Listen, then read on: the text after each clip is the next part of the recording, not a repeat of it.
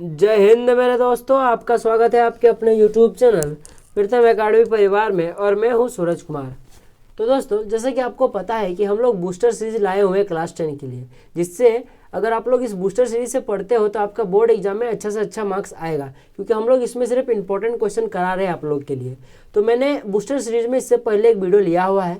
उस वीडियो में मैंने 5 मार्क्स के कैटेगरी का क्वेश्चन लिया हुआ था। उसमें मैंने टोटल 3 या 4 प्रश्न लिया था उस वीडियो में। और मैंने एक बात बोला था कि मैं इसके बाद और एक या और 2 वीडियो में लाऊंगा, और वो सारा वीडियो 5 नंबर पे बेस्ड होगा। अगर आप लोग ये सारा 5 नंबर वाला वीडियो कवर कर लेते हो तो आपका बोर्ड एग्जाम में 5 नंबर वाला प्रश्न वाला वीडियो, यानी कि मतलब 5 नंबर का जो प्रश्न आपका आता है एग्जाम में, वो प्रश्न आपका नहीं छूटेगा। आप लोग सारे प्रश्न को अटेम्प्ट कर लोगे, क्योंकि मैं जो क्वेश्चन आपको दे रहा हूँ, आपको प्रोवाइड करवा रहा हूँ, ये सारे क्वेश्चंस बार बार रिपीटेड क्वेश्चन है जैक बोर्ड में। आपको पता ही होगा कि जैक बोर्ड के क्लास 10 में लिमिटेड क्वेश्चन होता है। तो मैं उसी लिए जो इंपॉर्टेंट क्वेश्चन है 5 मार्क्स की कैटेगरी का, वो मैं क्वेश्चन आपको डायरेक्टली प्रोवाइड करवा लूँगा। आप लोग अगर आप लोग इस सारे सीरीज को, अगर आप लोग बूस्टर सीरीज में ध्यान देते हो, अगर इससे पढ़ते हो, तो फिर आपका बोर्ड एग्जाम में अच्छा से अच्छा स्कोर हो जाएगा। आपको टेंशन लेने वाली बात है नहीं।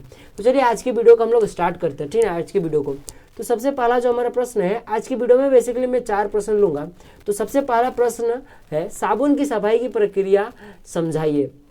तो इससे पहले मैंने अगले वाले वीडियो में आपको बताया था मिसेल क्या है, उस पर थोड़ा सा आपको टिप्पणी करने के लिए बोला था। उसके बाद मिसेल किस प्रकार निर्माण होता है, और साथ ही साथ उसमें और एक क्वेश्चन एड ऑन था, एथेनॉल और कुछ था इस तरह से, एथेनॉल में क्या साबुन, इस तरह कुछ था क्वेश्चन। आप लोगों ने अगर पढ़ा होगा तो आपको पता होगा, ठीक ना। अगर नहीं देखा है तो आप लोग पहले उस वीडियो को जाकर देख लीजिए, फिर इस वीडियो को देखिए, ठीक ना। तो आज का जो बेसिकली जो क्वेश्चन है हमारा, साबुन की सफाई की प्रक्रिया को समझाना है आपको, ये क्वेश्चन है आपका। तो देखिए मैं आपको ये इसको समझाए तो ठीक ना। देखिए मैंने आपको ये सारा जो क्वेश्चन है बुक से उठाया हुआ है, और ये सारे क्वेश्चंस आपको क्या करना है, कॉपी में खुद से ट्राई करना है इस सब का आंसर देने का। क्योंकि अगर आप लोग खुद से लिखते हो तो आप लोग बेटर एग्जाम में परफॉर्मेंस कीजिएगा, और आपका एग्जामिनर बोलेगा नहीं ये बच्चा कुछ हट के है, कुछ अलग है, क्योंकि ये इसने अपने से प्रश्न लिखा हुआ है। तो इससे क्या होगा कि एग्जामिनर आपको फुल में फुल मार्क्स दे देगा। इसीलिए आप लोग बुक वाला ध्यान ना दें, अधिक से अधिक क्या करें, खुद से एनसीईआरटी से पढ़ के और लिखे। और अदरवाइज अगर आपको दिक्कत हो रहा है तो हम लोग है ही, हम लोग को आप लोग क्या कीजिए, मैसेज कीजिएगा। हमारा व्हाट्सएप ग्रुप चलता है, टेलीग्राम चलता है, तो वहाँ से मैसेज कर दीजिएगा। तो मैं उस क्वेश्चन का सेपरेटली अलग से वीडियो बनवा दूंगा, उससे आपको टेंशन लेना है नहीं। पर फिलहाल अभी आप लोग क्या कीजिए, इन क्वेश्चंस पर ध्यान दीजिए, क्योंकि ये सारे इंपॉर्टेंट क्वेश्चन है दोस्तों। सबसे पहला क्वेश्चन, जैसे कि मैंने बोला कि साबुन की प्रक्रिया को आपको समझाना है। तो देखिए यहाँ पे आंसर में क्या लिखा हुआ है, सो आप लोग इसका भी आंसर याद कर सकते हो, पर अपने से लिखा हुआ चीज वो सोना होता है, याद रखिएगा, वो सोना होता है। तो देखिए क्या होता है, जब अपमार्जक या साबुन को जल में घोला जाता है, अपमार्जक मतलब साबुन ही होता है, ठीक ना। जब साबुन को हम लोग जल में घोलते हैं तो उनके अणु उनको मिसेल का निर्माण करते हैं, यानी कि उनमें जो अणु होता है, यानी कि साबुन के जो अणु होता है जल के साथ मिलकर मिसेल का निर्माण करता है, ठीक ना। मिसेल क्या मैंने आपको पिछले वाले वीडियो में बताया था। और इन मिसेलों में अपमार्जक अणु के हाइड्रोजन भाग, एक हाइड्रोजन भाग होता है, ठीक ना। जैसे कि देखिए ये जो आपको नजर आ रहा होगा, एक अलग विचित्र प्राणी जैसा दिख रहा होगा, कुछ इस प्रकार का दिख रहा होगा दोस्तों। देखिए हाँ, इसमें से 2 सिरा होता है, एक ऊपर वाला इधर जिधर आपको मुंह जैसा दिख रहा है, और एक पूंछ होता है, ठीक ना।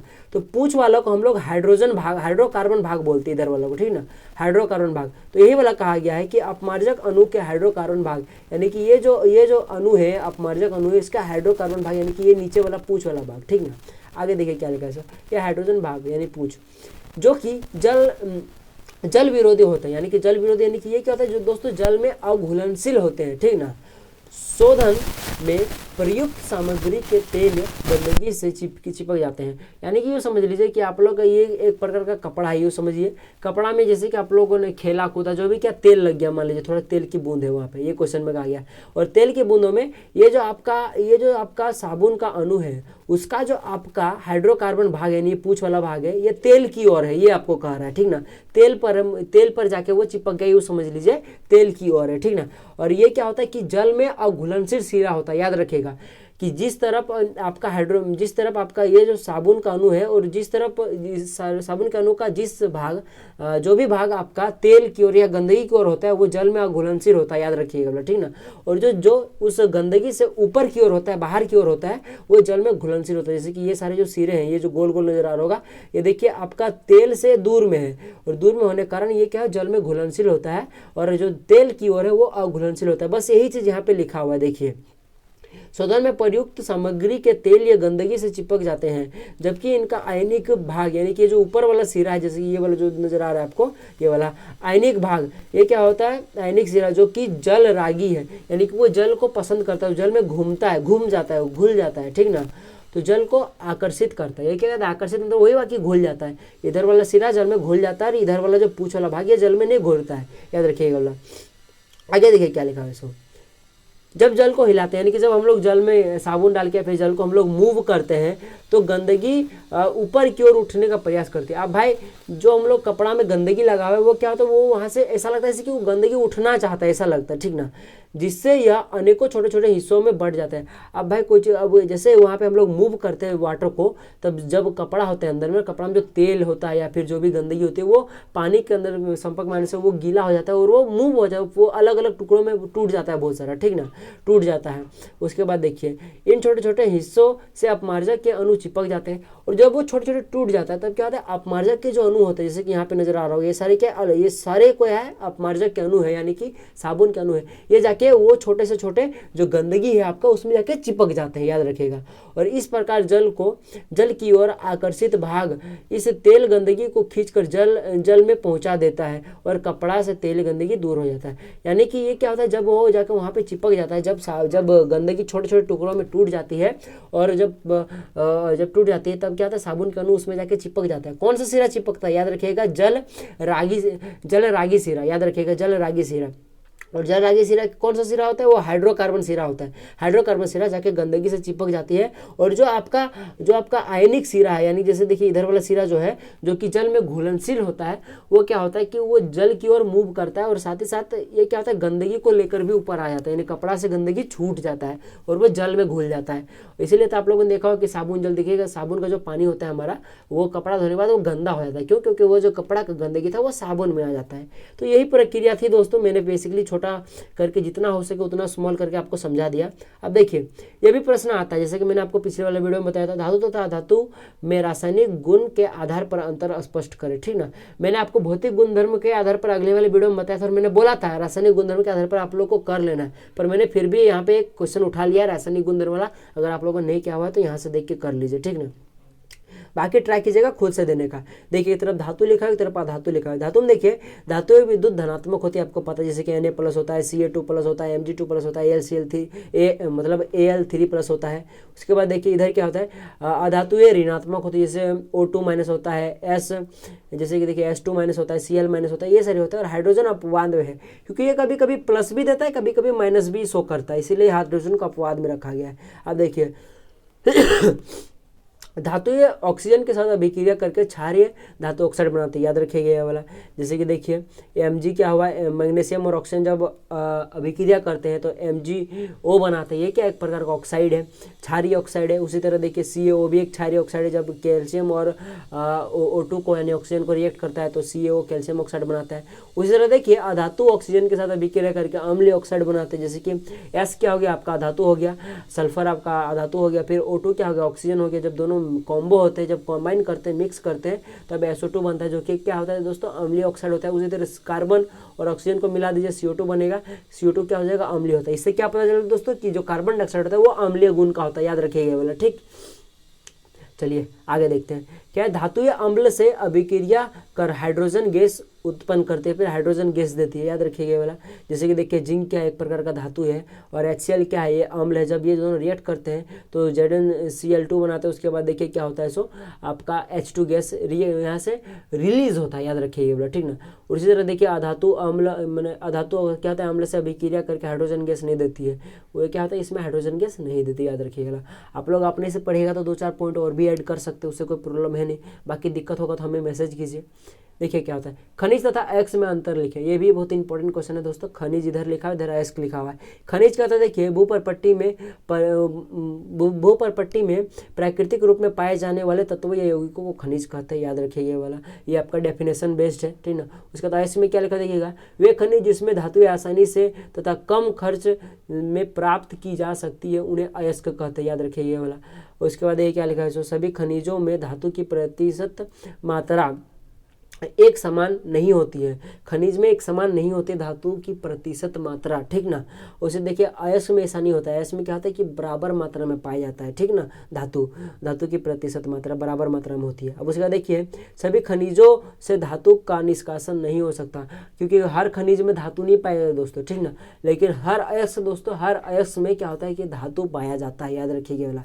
अब चूंकि ये बात हो गया कि हर खनिज में आपका धातु नहीं पाया जाता है, लेकिन हर अयस्क में धातु पाया जाता है, इसलिए हम लोग ये भी बोल सकते हैं कि जो सभी खनिज है दोस्तों, जो सभी खनिज है उसको हम लोग अयस्क नहीं बोल सकते, लेकिन जो सभी अयस्क है उसको हम लोग खनिज बोल सकते हैं, याद रखिए ये वाला। तो देखिए खनिज में कुछ अशुद्धियाँ होती है, जाहिर सी बात है कि सभी जो आपका खनिज उसमें धातु नहीं पाया जाता है, धातु के साथ और भी कई सारी अशुद्धियाँ होती है। जैसे कि यहाँ पे एक पॉइंट लिखा हुआ है कि वो जो धातु की प्रतिशत मात्रा आती है वो बराबर नहीं होती है। जैसे मान लीजिए इतना बड़ा आपके पास क्या है, मान लीजिए कि आपके पास एक अयस्क है, ठीक ना, और आपके पास इतना बड़ा खनिज है, तो दोनों में क्या होता है अंतर दोस्तों, देखिएगा आपके पास दोनों में अंतर क्या होगा। जैसे यहाँ पे एक कितना बड़ा खनिज, इतना बड़ा अयस्क है, तो आपका खनिज में क्या पड़ा है कि इसके अंदर में आप मान लीजिए इतना छोटा टुकड़ा ले लीजिए इसका, ठीक ना, तो इसमें मान लीजिए जितना भी प्रतिशत आपका धातु मिलेगा ना, उसका इतना ही टुकड़ा, इतना ही बड़ा टुकड़ा अगर आप लोग इस खनिज का कहीं दूसरे जगह पे तोड़िएगा और देखिएगा तो उतना प्रतिशत नहीं मिले, हो सकता है ज़्यादा मिले या फिर कम मिले। लेकिन ऐसे में क्या होता है कि बराबर बराबर मात्रा में डिस्ट्रीब्यूट होता है। तो इसके कारण आप लोग क्या होगा कि आप सोच के देखिए, जब यहाँ पे आप लोगों ने तोड़ा तो ज़्यादा मात्रा में मिला, ऐसा सोच लीजिए, और यहाँ पर जब तोड़ा तब यहाँ कम मात्रा में मिला। तो जब यहाँ पे ज़्यादा मात्रा में, यहाँ पे कम मात्रा है, जबकि वेटेज दोनों का समान है वेट, तो भाई यहाँ पे जाहिर सी बात है जहाँ के कम मिला है तो वहाँ पे धातु के अलावा और भी कुछ होंगी। अब और भी कुछ में क्या होगी, जाहिर सी बात है अशुद्धियाँ ही होंगी। तो इसीलिए दोस्तों क्या होता है कि खनिजों में अशुद्धियाँ अधिक होती है, जबकि अयस्क में अशुद्धियाँ कम होती है, याद रखिएगा, ठीक ना। आगे देखिए इस टाइप का क्वेश्चन बहुत ही ज़्यादा आता है दोस्तों कि देखिए निम्नलिखित कार्बनिक यौगिकों के यूपी यहाँ पे IUPAC होगा, ठीक ना, नाम लिखें। ये बहुत ही इंपॉर्टेंट क्वेश्चन दोस्तों। देखिए क्या लिखा है, C2H5OH है। सबसे पहले तो आपको फंक्शनल ग्रुप यानी प्रकार्यात्मक समूह डिटेक्ट करना आना चाहिए। यहाँ पे OH है, OH क्या है दोस्तों, आपका अल्कोहल होता है। तो अल्कोहल, और चूंकि देखिए दूगो कार्बन है यानी कि मिथ एथ ईथ हो जाएगा, और चूंकि यहाँ पे आपका अल्कोहल लगा इसलिए ऑल लगेगा, इसलिए क्या हो जाएगा एथेनॉल। इस पे मिथ फिर एथ होता है तो एथेनॉल हो जाएगा दोस्तों इसका नाम, ठीक ना। जैसे देखिए एक नंबर क्या हो जाएगा, एथेनॉल हो जाएगा।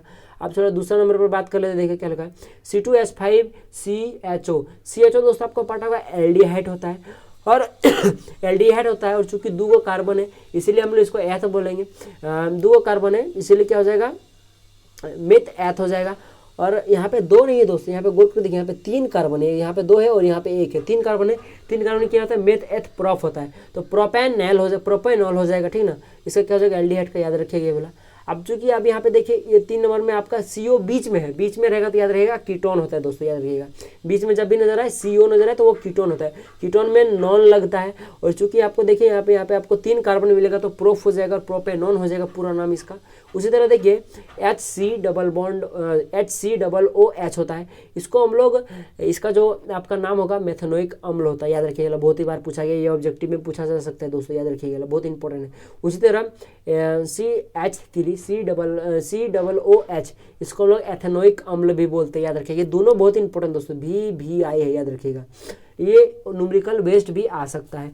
उसी तरह देखिए C3H7Cl, तो ये देखिए Cl है, ये हेलो वाला आता है, जैसे कि हेलो में क्लोरीन, ब्रोमीन, आयोडीन, फ्लोरीन था ना, तो क्लोरीन है। इसका नाम, इसका जो नोमेनकल्चर होता है IUPAC में थोड़ा अलग होता है।